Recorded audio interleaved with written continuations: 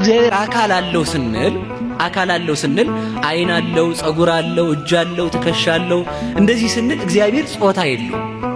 ጾታ ለፍጥረታት የተሰጠ ስለሆነ አንቺ ስላሴ እንላለን፣ አንተ ስላሴ እንላለን። ለስላሴ ጾታ የላቸውም። እንኳን ለስላሴ ለመላእክት ጾታ የላቸውም። የወንድም የሴትም ጾታ የላቸውም። እንኳን ለመላእክት ለሰው ነፍስ የወንድም የሴትም ጾታ የላቸውም። ስለዚህ ምንድነው እግዚአብሔርን ረቂቅ አካል አለው። ያንን አካል አባ ሕርያቆስ ሲናገር ምን ይላል?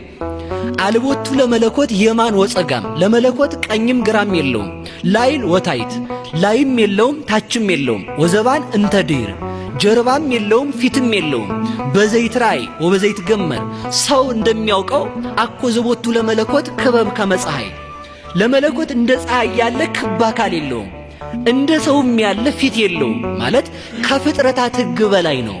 አካሉ ረቂቅ ነው። ሰው ሊያውቀው አይችልም ማለት ነው እንጂ እግዚአብሔር ዝርው ነው ማለት አይደለም። ፍጹም ሰው ነው ስንል አምላክነትን ለቆ ሰው ብቻ አይደለም። ፍጹም አምላክ ነው ስንል ደግሞ ሰውነቱ ጠፍቶ ወይንም ከሰውነቱ ተቀይሮ አምላክ ብቻ አይደለም። አንድ ነገር እናንሳ። ተዋህዶ ማለት ከሁለት አካል አንድ አካል፣ ከሁለት ባህሪ አንድ ባህሪ መሆን። ከሁለት አካል አንድ አካል፣ ከሁለት ባህሪ አንድ ባህሪ። አካለ እግዚአብሔር አሁን የዘረዘርነው ረቂቅ አካል ከግዙፍ አካለ ሥጋ ግዙፍ ነው፣ ይጨበጣል። አካለ ሥጋ ይታያል፣ አካለ ሥጋ ይዳሰሳል። አካለ ሥጋ ውሱን ነው። አካለ ሥጋ አላዋቂ ነው። አካለ ሥጋ ይታሰራል። አካለ ሥጋ ይደክማል። የሥጋ አካል ይተኛል፣ የሥጋ አካል ያንቀላፋል። መለኮት ደግሞ አያንቀላፋም፣ አይተኛም፣ አይወሰንም፣ አይጠይቅም። እንደዚህ ከሆነ ያ የማይጠይቀው አካል ከሚጠይቀው አካል ጋር ተዋህዷል። ሲዋሃድ ልብ ብለን እንያዝ። አሁን ልብ ብለን እንያዝ። እንግዲህ ሲዋሃድ አንድ አካል አንድ ባህሪ ነው የሆነው። ሲዋሃድ በደንብ እንያዘው። መክፈል፣ መዋሃድ፣ ማክበር አንድ ጊዜ የተደረጉ ናቸው። አንድ ጊዜ መክፈል፣ መዋሃድ፣ ማክበር። መክፈል አለ፣ መዋሃድ አለ፣ ማክበር አለ። እነዚህ ቅጽበታዊ ናቸው፣ በአንድ ጊዜ የተደረጉ። ለምሳሌ አንድ ሐሳብ ማንሳት እንችላለን። ሁላችንም እንደምናውቀው ሲከፈል አካላዊ ቃል ስጋን ከፍሎ ነው የተዋሃደው። ስጋን ሳይከፍል ቢዋሃደው የእመቤታችንን ሙሉ አካሏን ስለሚዋሃድ እመቤታችን ራሷ አምላክ ትሆናለች ማለት ነው።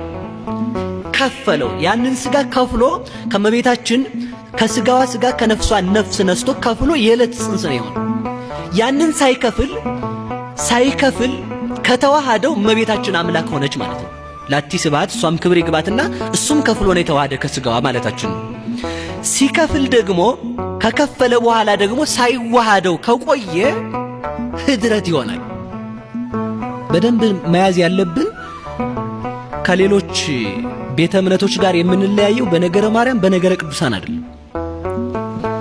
በጣም ብዙ ስህተት ነው ብለን የምንናገረውም ከዛ የተነሳ ነው።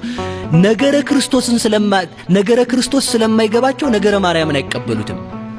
እመቤታችን ኃይለ አርያማዊት ናት ብለው የጻፉ ሰዎች አሉ።